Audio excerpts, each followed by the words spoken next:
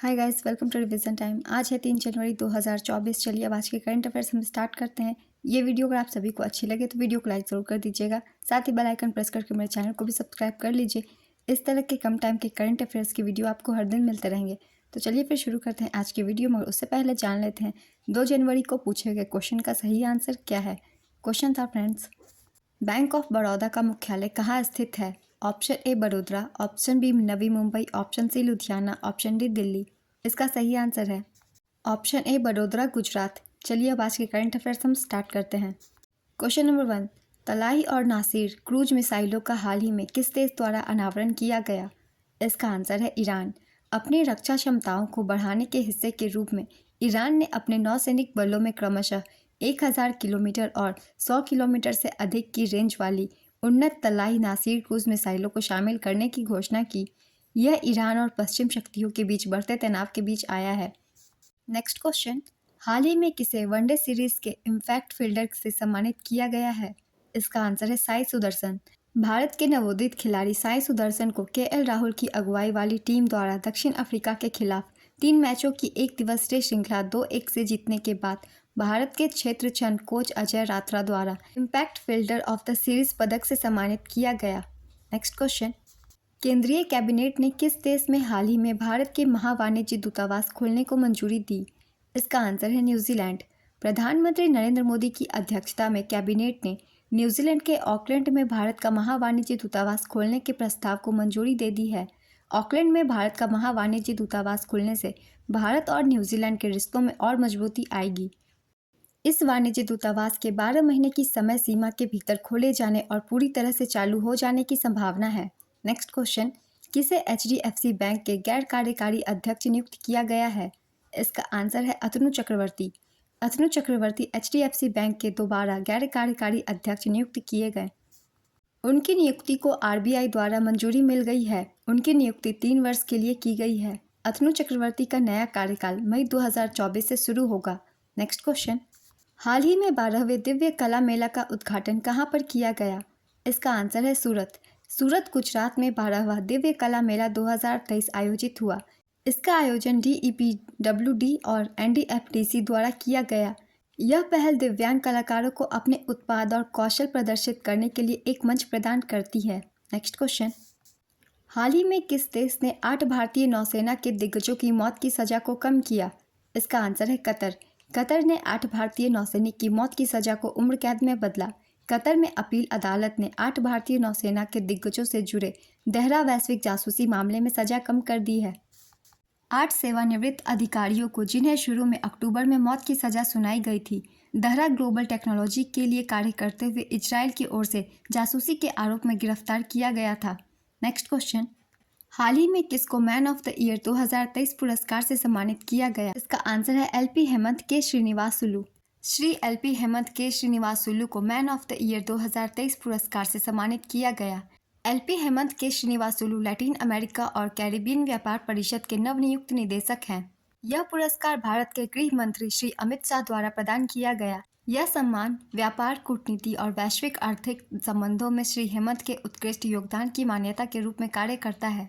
Next question, हाल ही में किस category में आरक्षण के लिए जम्मू कश्मीर पंचायती राज अधिनियम में संशोधन किया गया?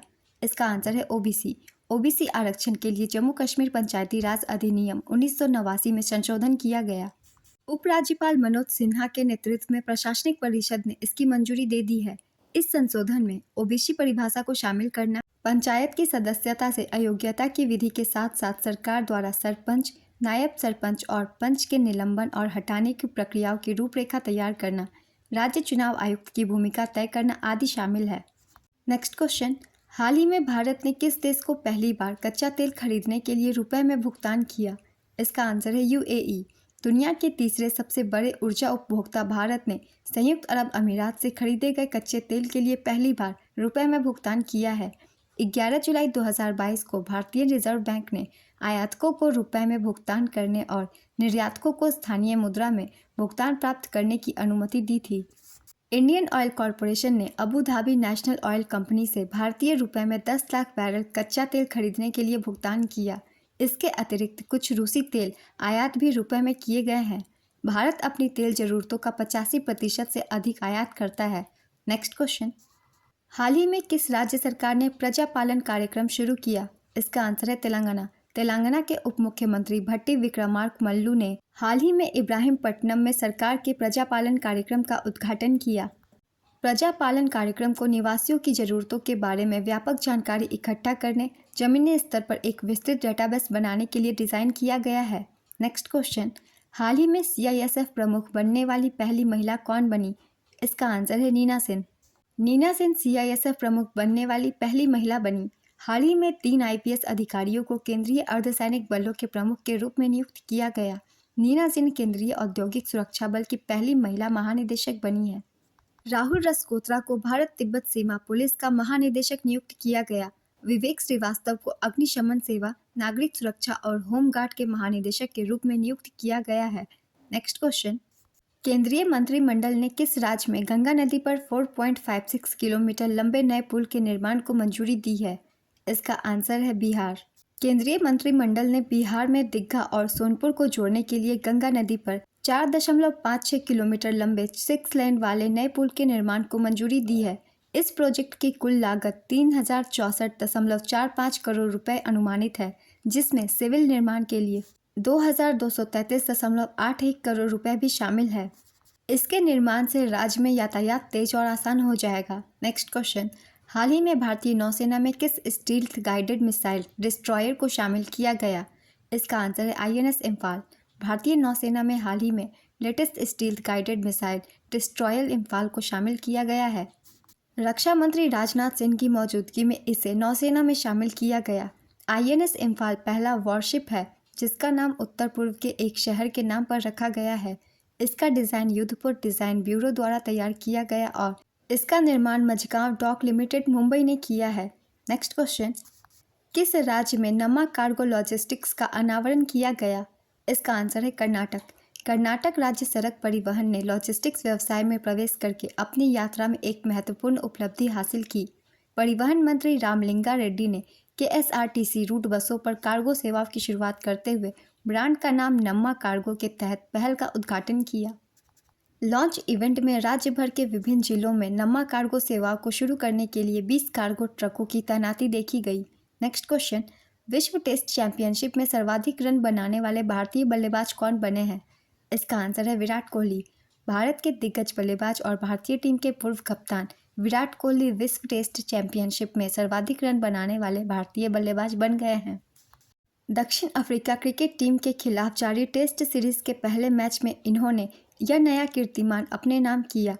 उन्होंने भारतीय कप्तान रोहित शर्मा को पीछे छोड़ा। रोहित ने अब तक WTC में 26 टेस्ट की 42 पारियों में 2097 रन बनाए हैं। विराट अभी 35 टेस्ट मैचों की 57 पारियों में 2101 रन बनाए। नेक्स्ट क्वेश्चन, अंतर्राष्ट्रीय क्रिकेट में दूसरे सबसे ज़्यादा रन बनाने वाले ऑस्ट्रेलियाई बल्लेबाज कौन बने? इसका आंसर है David Warner. Australia cricket team के सलामी बल्लेबाज डेविड वार्नर को अंतर्राष्ट्रीय क्रिकेट में दूसरे सबसे ज़्यादा रन बनाने वाले ऑस्ट्रेलियाई बल्लेबाज बन गए हैं। वार्नर ने पाकिस्तान के खिलाफ जारी टेस्ट सीरीज में यह उपलब्धि हासिल की। उन्होंने इस मामले में स्टीव वॉक को पीछे छोड़ दिया है। अंतर्राष्ट्रीय क्रिकेट में सबसे ज़्यादा रन बनाने वाले ऑस्ट्रेलियाई बल्लेबाजों की लिस्ट में दिग्गज पूर्व क्रिकेटर रिकी पॉन्टिंग टॉप पर हैं। नेक्स्ट क्वेश्चन, हाल ही में किसने गॉड ऑफ केओस क्षुद्र ग्रह का अध्ययन करने के लिए फिर से एक मिशन शुरू किया? इसका आंसर है नासा। नासा ने अराजकता के देवता नामक क्षुद्र ग्रह का अध्ययन करने के लिए फिर से एक मिशन शुरू किया। नासा के अंतरिक्ष यान ऑसिरिस रेक्स, जिसे ऑसिरिस एपेक्स नाम दिया गया है, को 2029 में क्षुद्र ग्रह एपोफिस के बेहद करीब से उड़ान भरने के अध्ययन करने के लिए भेजा गया था। एपोफिस, जिसे अराजकता का देवता भी कहा जाता है, 13 अप्रैल 2029 को पृथ्वी के करीब से उड़ान भरने की संभावना है और केवल 20,000 मील दूर होगा। ये पूर्वी गोलार्ध में दिखाई देगा। ये अंतरिक्ष चट्टान, जिसकी चौड़ाई लगभग 370 गज है, हर 7,500 साल में पृथ्वी के पास आती है।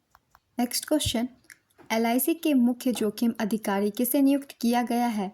इसका आंसर है S सुंदर कृष्णन।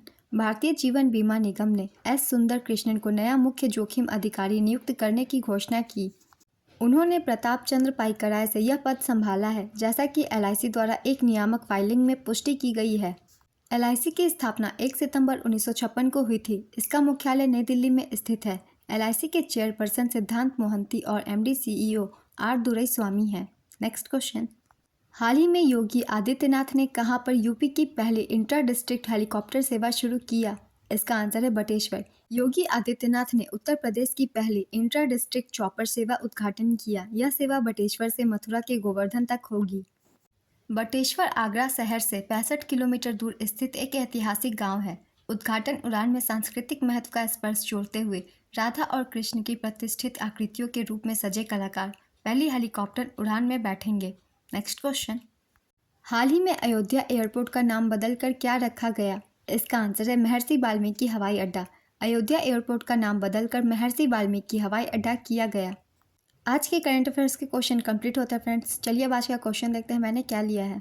सीआईएसएफ बनने वाली पहली महिला कौन बनी? Option A doctor Savira Prakash, option B Amrita Raichand, option C Nina Sen, option D Kiran Bedi. अपना आंसर गेस कीजिए या फिर कमेंट बॉक्स में दीजिए। आप सभी को अगर ये वीडियो अच्छी लगी हो तो वीडियो को लाइक ज़रूर कर दीजिएगा। साथ ही मेरे चैनल को भी सब्सक्राइब कर लीजिए। इस तरह के कम टाइम के करंट अफेयर्स आपको हर दिन मिलते रहेंगे। फिर मिलते हैं नेक्स्ट वीडियो के साथ। आप सभी को थैंक यू।